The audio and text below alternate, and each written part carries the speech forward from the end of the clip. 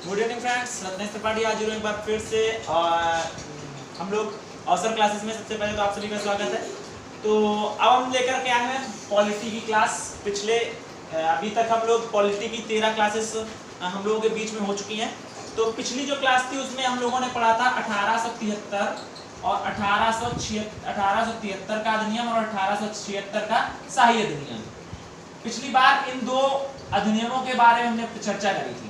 पिछली क्लास में जो 13वीं क्लास थी हम लोगों की, उसमें हमने दो बातों पे चर्चा की थी। पहला 1873 का अधिनियम और 1876 का शाही अधिनियम।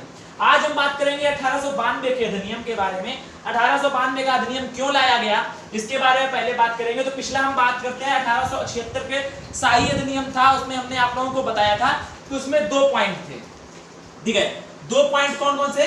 पहला पॉइंट था कि जो हमारे गवर्नर परिषद थी, जनरल गवर्नर की परिषद थी, उसमें एक छठे सदस्य को शामिल किया गया था, ठीक है। उसमें एक छठे सदस्य को शामिल किया गया था, छठे सदस्य को शामिल किया गया था। और इसे हमने बताया था कि पिछली क्लास में जो 1876 का शाही अधिनियम था उसमें 2 छोटे छोटे पॉइंट थे। पहला था कि गवर्नर जनरल की परिषद में एक छठे व्यक्ति को शामिल किया गया था और इसे जो दिया गया था वो क्या दिया गया था? लोक निर्माण विभाग। लोक निर्माण विभाग, इस छठे सदस्य को लोक निर्माण विभाग का कार्यकाज सौंपा गया था। उसके बाद दूसरा पॉइंट ये था कि अभी तक जो महारानी एलिजाबेथ थी उनकी जगह महारानी विक्टोरिया ब्रिटेन की महारानी बनती हैं, विक्टोरिया, ठीक है। 1876 के शाही नियम का दूसरा पॉइंट ये था कि महारानी विक्टोरिया को भारत की साम्राज्ञी के तौर पर स्थापित किया गया। महारानी विक्टोरिया को 1876 के शाही अधिनियम के द्वारा भारत की साम्राज्ञी के तौर पर स्थापित किया गया। अर्थात इस नियम के द्वारा यह बताया गया था कि कंपनी के शासन से पूर्णतः समाप्त कर दिया गया था और अब महारानी विक्टोरिया के हाथ में पूरी तरीके से भारत के शासन की कमान आ चुकी थी। तो यह था 1876 का शाही अधिनियम जो हमने पिछली 13वीं क्लास में देखा था। आज हम बात करने वाले 1892 का अधिनियम। तो सबसे पहले टॉपिक ये बनता है कि 1892 का अधिनियम लाया क्यों गया था। दरअसल था क्या, 1857 की क्रांति के बाद 1857 की क्रांति के बाद लोगों के मन में उथल पुथल चल रही थी। उनमें एक विद्रोह की भावना थी। पूरे भारतीय जनमानस, जो भारत का जनमानस था, उनके मन में एक विद्रोह का भावना भड़क रही थी। और अभी तक जो अंग्रेज आए थे, जब भारत में अंग्रेज आए थे तो वो एक केंद्रीकरण की भावना का लेकर के आए थे। भारत में उन्होंने केंद्रीकरण भावना का प्रसार किया था। लेकिन बदलते वक्त के साथ जब विद्रोह होना शुरू हुए भारत में, तो उन्होंने क्या किया? भारत में शक्तियों का बंटवारा प्रारंभ कर दिया। क्या किया? शक्तियों का बंटवारा स्टार्ट कर दिया। कब? बदलते वक्त के साथ जब विद्रोह होने लगे भारत में, तो अंग्रेजों ने भारतीय शक्तियों का भारत में बंटवारा करना शुरू कर दिया। अब कैसी शक्तियां? कुछ प्रांतीय शक्तियां थी, कुछ केंद्रीय शक्तियां थी, अलग अलग कर दिया। एक दूसरे को बांटो और राज करो। अब अंग्रेजों के मन में जो पूरी भावना थी वो थी फूट डालो या बांटो, राज करो, फूट डालो और राज करो। तो अभी तक जो एकीकृत की भावना थी, जो एक करने की भावना थी अंग्रेजों की, अब वो बदल रही थी बदलते वक्त के साथ। और अब हो गया था मतलब शक्तियों का बंटवारा कर रहे थे अंग्रेज। और इससे क्या था, जो 1857 की क्रांति के बाद भारतीय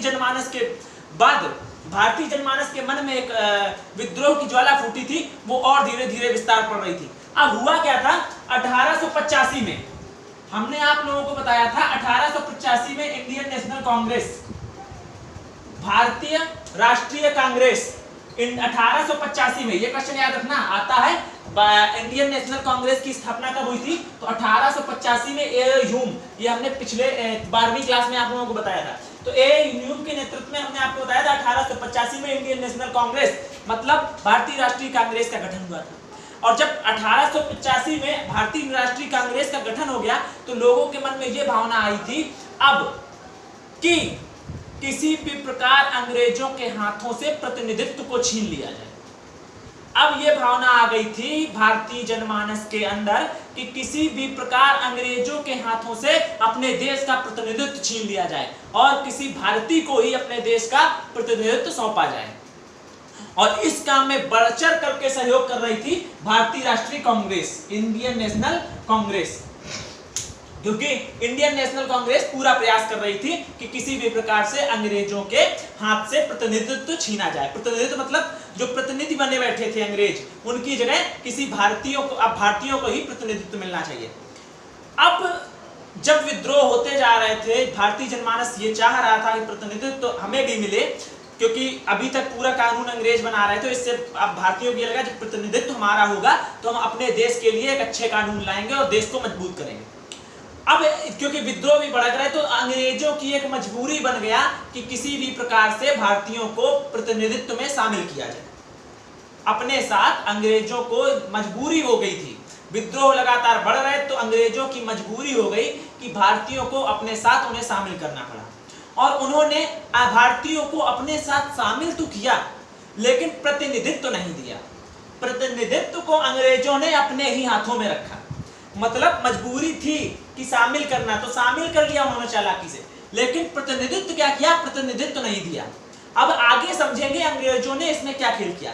और अंग्रेजों को यही 1892 का अधिनियम था, इसीलिए 1892 का अधिनियम आया जिसके अंतर्गत भारतीयों को अपने साथ उन्होंने शामिल किया। तो जो मजबूरी थी शामिल करने की, उसी के लिए लाया गया 1892 का अधिनियम। तो आज हम पढ़ेंगे 1892 का अधिनियम। तो सबसे पहले अब बात करते हैं 1892 के अधिनियम में कौन कौन से पॉइंट थे। तो सबसे पहला जो पॉइंट था वो ये था कि 1892 के अधिनियम के द्वारा अप्रत्यक्ष चुनाव प्रणाली, अप्रत्यक्ष चुनाव प्रणाली,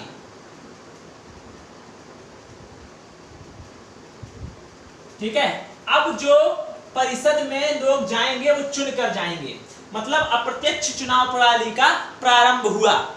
कब? 1892 के अधिनियम के द्वारा पहला पॉइंट ये लाया गया कि अब अप्रत्यक्ष चुनाव प्रणाली का प्रारंभ होगा। जो परिषद में सदस्य जाएंगे वो अब चुनाव के द्वारा चुनकर जाएंगे, ठीक है।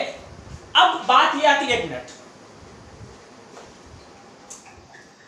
अब बात ये आती है कि पहला पॉइंट तो ये हो गया कि अप्रत्यक्ष चुनाव प्रणाली का चुनाव प्रारंभ हो गया।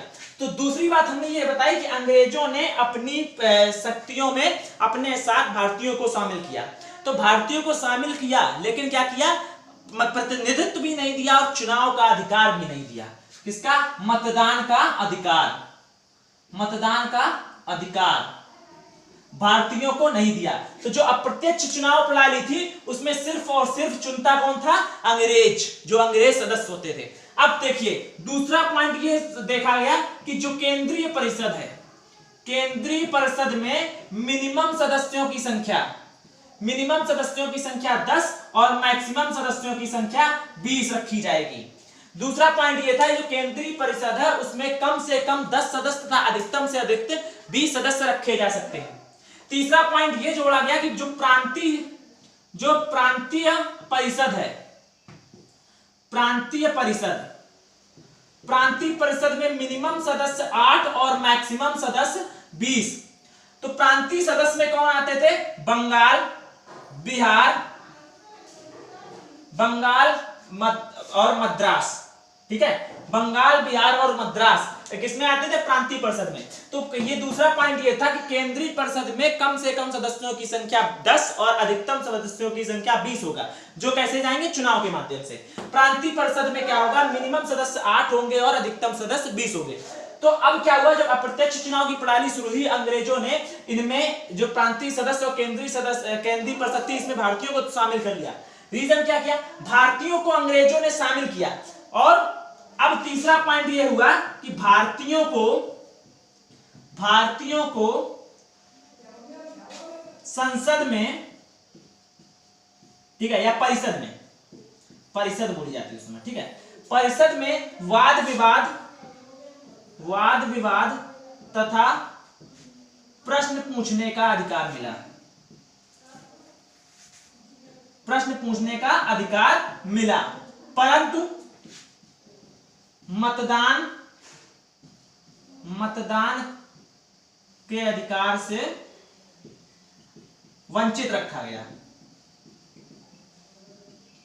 मतलब जो भी नियम कानून आएगा उसमें अगर परिषद में बहस होगी तो तो आप बहस में भाग ले सकते हैं, वाद विवाद में भाग ले सकते हैं, आप प्रश्न पूछ सकते हैं, लेकिन उस बिल पर, जो बिल लाया जा रहा है, जो नियम कानून लाया जा रहा, उस पर आप वोटिंग नहीं कर सकते थे, मतदान नहीं कर सकते थे। मतलब मान लो मैं 20 सदस्य परिषद में शामिल हैं, ठीक है, 20 सदस्य परिषद में शामिल हैं, ठीक है, 20 सदस्य में हमने जो ये मान लिया कि 16 सदस्य आपके इंग्लैंड के हैं, ठीक है, ब्रिटेन के हैं, और 4 सदस्य आपके कहां के हैं, इंडिया के, भारत के।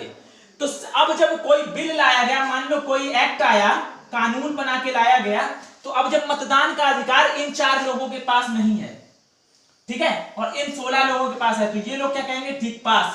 तो तुम सिर्फ प्रश्न पूछ सकते हो कि क्यों लाया गया, कैसे लाया गया, लेकिन आप उस पर विरोध नहीं कर सकते, मतलब मतदान के द्वारा विरोध नहीं कर सकते, मतलब बिल पास होना जरूरी था। तो क्या किया गया, भारतीयों को परिषद में वाद विवाद तथा प्रश्न करने का अधिकार मिला, परंतु मतदान के अधिकार से वंचित रखा गया।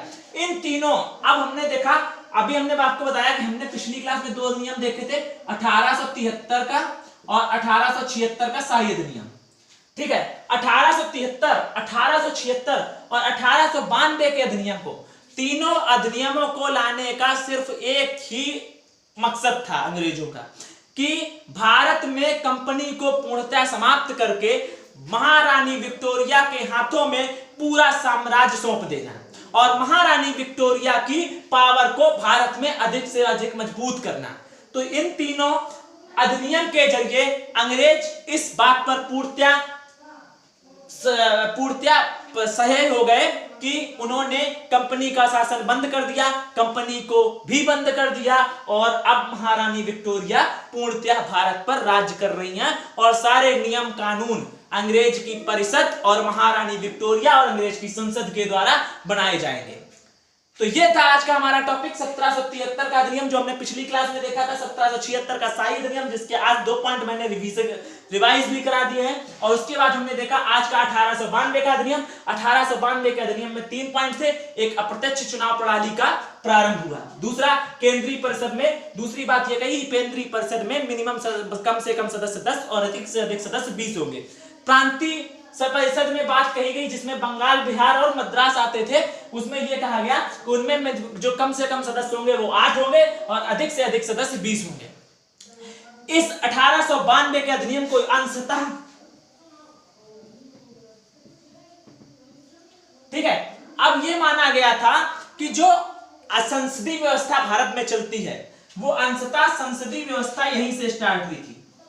संसदीय व्यवस्था का प्रारंभ,